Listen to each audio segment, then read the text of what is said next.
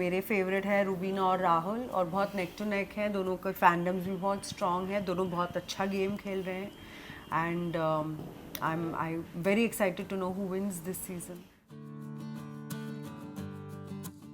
राखी के कुछ क्लिप्स आते रहते हैं, उनको देख के राखी बहुत एंटरटेनिंग है। अट्रैक्ट तो डेफिनेटली मैं हो गई थी, मगर इतने इजीली थोड़ी मैं जाहिर करूँगी, तो मैंने काफ़ी महीनों तक इनको लटका के रखा।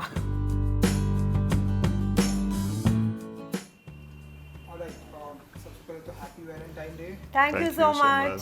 सो इस बार का जो वैलेंटाइन डे होने वाला है वो आप लोगों की तरफ से कितना लाइक रोमांटिक होने वाला है, एंड क्या कुछ स्पेसिफिक प्लानिंग आप लोगों की तरफ से होने वाली है? रोमांटिक तो डेफिनेटली होगा, हमारा हर एक दिन रोमांटिक होता है, मगर due to the corona virus pandemic इस साल हम वैलेंटाइंस डे घर पे ही मनाएंगे।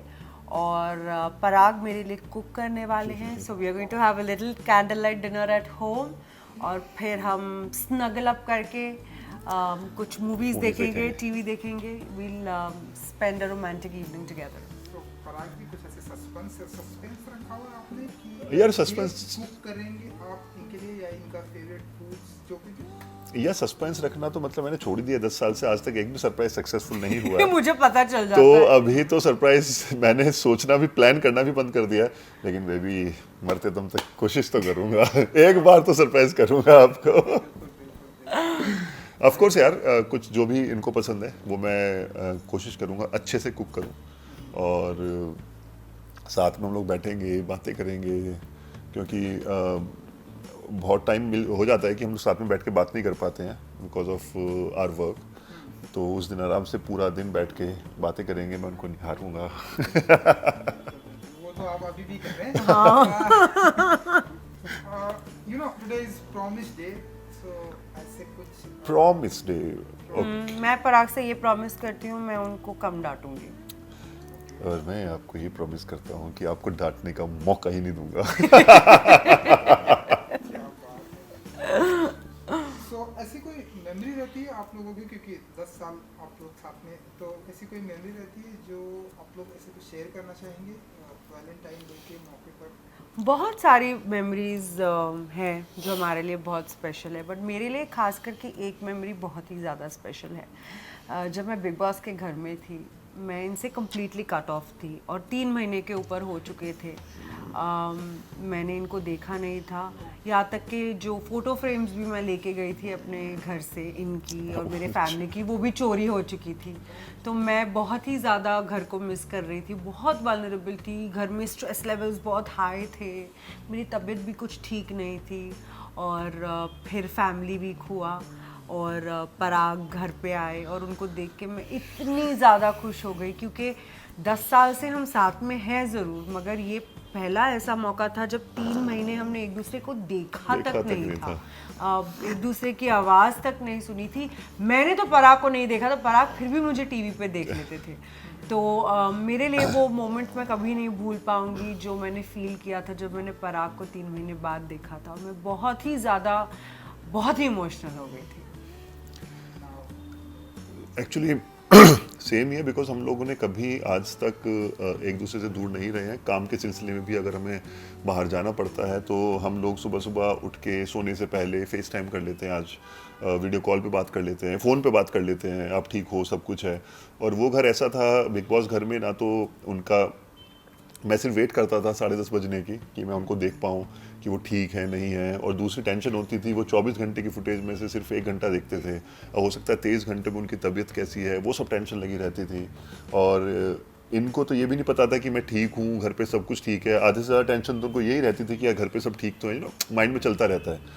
तो मैंने उनको इतने टाइम तक नहीं देखा था, और उधर से वहाँ देख के जो वहाँ पर चीज़ें होती थी और ज़्यादा दिमाग ख़राब होता था और ज़्यादा परेशानी होती थी। तो जब मैं बिग बॉस घर में गया, इनको देख के मतलब मैं पागल हो गया था और ओवरवेलम था और इमोशनल था बहुत ज़्यादा। तो वो फीलिंग कभी लाइफ में ना तो डिस्क्राइब कर पाऊँगा, it's very difficult to to describe वो जो फीलिंग थी। और दूसरा और है जो हमारा बहुत फेवरेट पल है मेरे लिए, हम लोग अपनी एनिवर्सरी पे पेरिस गए हुए थे, first wedding first wedding anniversary. तो वहाँ पर आईफिल टावर के नीचे उस दिन उस इवनिंग में एक्चुअली उन्होंने एक प्लान किया था, पिकनिक प्लान किया था। सो वहाँ पे इन्होंने बोला मैं एक्चुअली इन्होंने बोला कि आप जाओ ना, कुछ आप घूमो फिरो। वहाँ बास्केटबॉल खेल रहे थे कुछ लोग, इन्होंने बोला आप बास्केटबॉल पसंद है, आप जाके खेलो। मैं वहाँ से वापस आया और थोड़ी देर में तो सब कुछ सेट था वहाँ पे, पूरा नीचे चटाई, उसके ऊपर खाना, बॉटल ऑफ ये वाइन सब आपने प्लान किया था? उन्होंने। ओह, मैंने प्लान किया था। और आईफिल टावर के नीचे हम लोगों ने बैठ के सेलिब्रेट किया था। पिकनिक बनाई थी, हल्की हल्की बारिश पड़ रही बारिश थी, पड़ इट रही वाज थी। Very very beautiful. बहुत रोमांटिक था वो, बहुत यादगार है वो पल। वहाँ कुछ प्रॉमिस किया था आपने, आप लोगों ने एक दूसरे को ऐसे? हमने डेफिनेटली वहाँ एक दूसरे को ये प्रॉमिस किया था कि हम मेमोरीज क्रिएट करेंगे करेंगे। और खूब ट्रैवल करेंगे साथ में, दुनिया देखेंगे एक साथ, और अब दुनिया के अलग अलग कोने में जाके एक नई नई मेमोरीज बनाएंगे। एंड आप में से सबसे ज्यादा रोमांटिक कौन है, अगर बता सके आप? हाँ वो थोड़ा मैं हूँ। पर आप कुछ ज्यादा ही रोमांटिक है। ब्यूटीफुल कमेंट मिलते हैं बालाजी। हाँ So, यार भाई, ऐसी बीवी हो तो कौन रोमांटिक नहीं होगा। आदमी शायर ना हो तो भी शायर बन जाता है यार। अच्छा, फर्स्ट डे, पहली मुलाकात, ऐसे कुछ याद है? हाँ I हाँ, know, एक एक 10 चीज़ याद, 10 हाँ, साल मुझे तो पूरा वाक्य मेरी आंखों के सामने। मैं एक हमारी कॉमन फ्रेंड है, उन्होंने डिनर गेट टुगेदर रखा हुआ था, तो उनके घर पे ये ऑलरेडी पहले से थी। मैंने जब दरवाज़ा खोला, एंटर करते सामने एक लड़की बैठी थी जिन्होंने वाइट टॉप पहना हुआ था और वाइट शॉर्ट्स पहने हुए थे और बिल्कुल परी लग रही थी। और मैं तो देखते ही हिल गया था, वायलिन बजने लगे थे। देखा जो तुझे यार दिल में बजी, गिटार वायलिन सब इंस्ट्रूमेंट बजने लगे थे और ऐसा लग रहा था कि इनके बाल उड़ रहे हैं, स्टॉर्म फैन लगा दिया है किसी ने। तो फुल फिल्मी था मेरे लिए, तो लव एट फर्स्ट साइट था।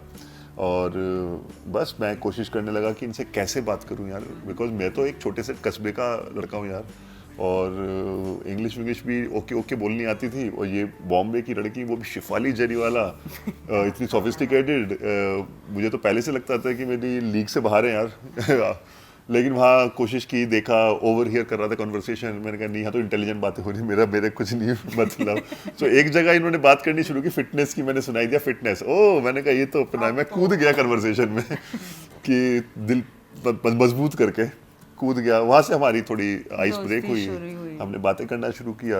नंबर फ्रेंड से ले लिया मैंने। okay, हाँ वो तो हो जाता हाँ, तो फिर इनको फिर ऐसे कर करके हमारा। पर मैंने इनको बहुत तरसाया था वैसे। है। मतलब उस टाइम आपको ऐसी फीलिंग आ गई थी कि ये आपको ऐसे- लड़कियों को हमेशा ना, लड़कियों को गॉड गिफ्ट होता है, हमको हाँ, पता वो तो चल जाता है कि ये थोड़ा ट्राई मार रहा है और फिर हम नखरे करती हैं।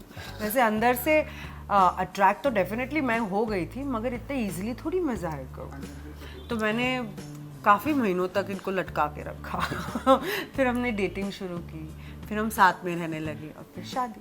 आपने अभी बताया कि मैंने बहुत तड़पाया इन्हें। जी बहुत ज़्यादा तड़पाया, मतलब ये आप बताना चाहेंगे? हाँ, तो बताइए। ज़्यादा better होगा। यार मैं तो वो तड़पने में आप भी, है ना? मैं तो मुझे नहीं लगता कि उन्होंने कभी तड़पाया मुझे यार। अच्छा, ये मुझे तो वो भी- मिलना चाहते थे मुझसे, मैं हाँ, कहती मतलब- रहती थी कि मैं बिजी हूँ, मैं नहीं मिल सकती। और मैं फोन पे भी मतलब तो बेबी 4 कॉल करते थे तब 5वां कॉल प्यार मैं आसानी उठाती से मिल थी। जाए फिर कदर नहीं होती ना हाँ, उसकी। तो मैंने तड़पाया थोड़ा इनको। ऑलराइट, तो क्योंकि आप लोगों ने बिग बॉस की बात की, तो आप तो लास्ट टाइम बिग बॉस का पार्ट भी थे, तो इस बार कुछ फॉलो कर रही हैं आप?